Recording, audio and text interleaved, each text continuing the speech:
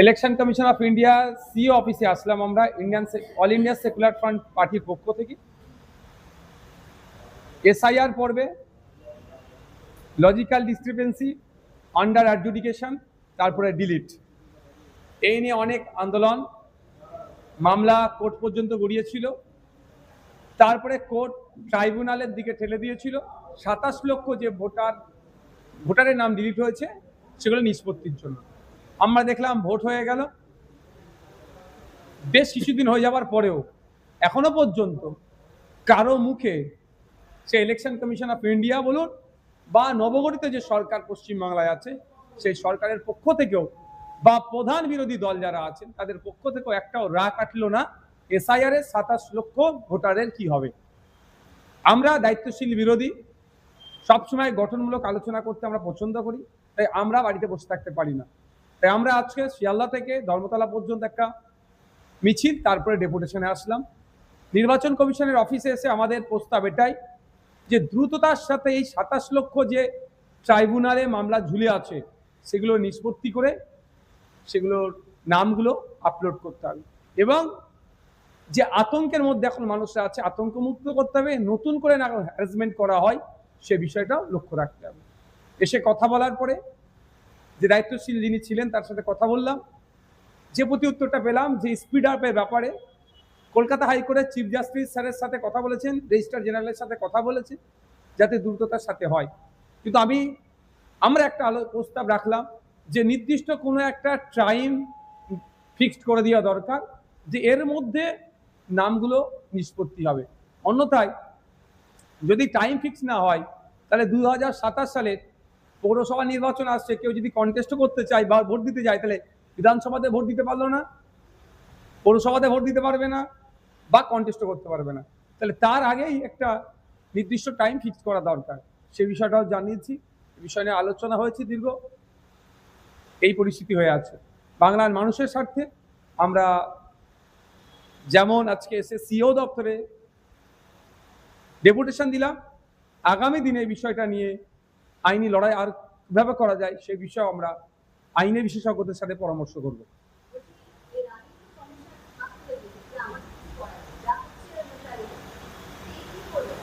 সেই প্রসঙ্গটাই বলছি যে একদম যে পাশ কাটিয়ে চলে যেতে পারে না।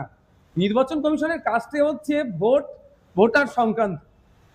নির্বাচন কমিশনের কাজ নয় কোনো বিল্ডিং তৈরি করা, হসপিটালে ডক্টর দেওয়া, স্কুলে টিচার নিয়োগ করা, এটা কাজ নয়। ভোট আর ভোটার সংক্রান্ত। তো স্বাভাবিকভাবে এদের একটা দায়িত্ব নিতে হবে, যতই সাব ম্যাটার হোক, জুডিশিয়াল ম্যাটার হোক দেখছে, কিন্তু এদের স্পিড আপ করানোর জন্য, কারণ এদের ব্যর্থতাই আমরা মনে করছি লজিক্যাল ডিসক্রিপেন্সিতে আসলো।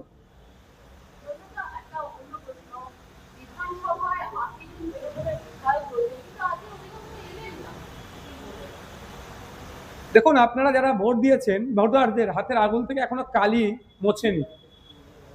15 দিন হয়নি একটা সরকারের পরিবর্তন হলো, এই দলটা ভেঙে পড়লো। কোনো দল পুলিশ দিয়ে চললেই এই দুরবস্থা হয়।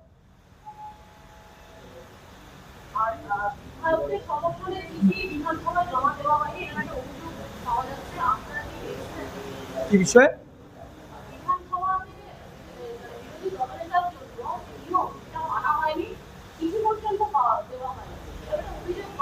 দেখুন, আমরা বাম আইএসএফ এর দুজন বিধায়ক আমরা হয়েছি মুর্শিদাবাদ থেকে আর ভাঙড় থেকে। আমাদের এই ধরনের কোনো ফাংশনের মধ্যে মনে আসে না।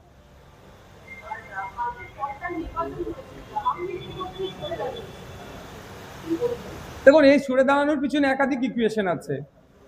স্বেচ্ছায় তিনি বলছেন সরে দাঁড়াচ্ছি, আমাদের মনে হয় স্বেচ্ছায় হতে পারে, অথবা বিজেপিকে গ্রিন সিগন্যাল দিল যে আমি তোমাদেরই লোক, ঠিক সময় তোমাদেরকে মাঠটা ছেড়ে দিলাম। অর্থাৎ বিগত দিনে বর্তমান যিনি চিফ মিনিস্টার আছেন আমাদের রাজ্যের, তিনি বেশ কয়েকজনকে জেলের ভাত খাওয়াবার বা অনেক কথা বলতেন, তার মধ্যে জাহাঙ্গীর সাহেবের নাম বারবার নিতেন, তাহলে ওটার হাত থেকে বাঁচার জন্য হতে পারে। তৃতীয়ত, তৃণমূল কংগ্রেস এই যেভাবে বিপর্যয় হয়েছে, যেভাবে পরাজিত হয়েছে, নতুন করে ঘুরে দাঁড়ানোর চেষ্টা করলেও এই ফলতার ইলেকশনে আবার মুখ থুবড়ে পড়বে, তারা ভালো করে জানেন। 4-5 নম্বরে তারা গিয়ে দাঁড়াবে, ফলে তাদের পার্টির একটা আবার নতুন করে সুনাম ক্ষুণ্ণ হবে। সেই জন্য দায়টা জাহাঙ্গীরের নামে চাপিয়ে ইন্টারনাল সেটিং করেছে জাহাঙ্গীর সাহেবের সাথে যে তুমি এটা বলে দাও, আমরা অফিসিয়ালি বলবো এটা পার্টি কোনো দায়ভার নিচ্ছে না, পার্টির ইমেজে যে ধাক্কাটা লাগতো তোমার নামের ওপর দিয়ে চলে যাবে। এটা হতে পারে ইন্টারনাল সেটিং।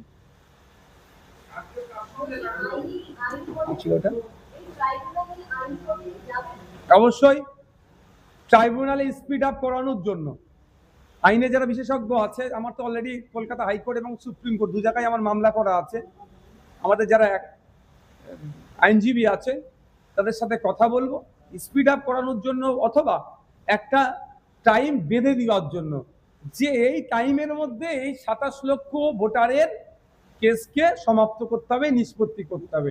প্রয়োজনে এটা নিয়ে আমরা উচ্চতর আদালতে যাব। হ্যাঁ, আজকে অ্যাডিশনাল সিও স্যারের সাথে দেখা হলো।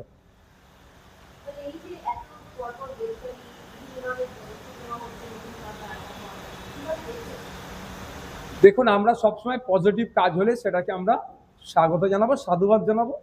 যেগুলো অন্যায় কাজ হবে তার বিরুদ্ধে গণতান্ত্রিক প্রক্রিয়ায় আমরা বলবো, আটকাবার চেষ্টা করব।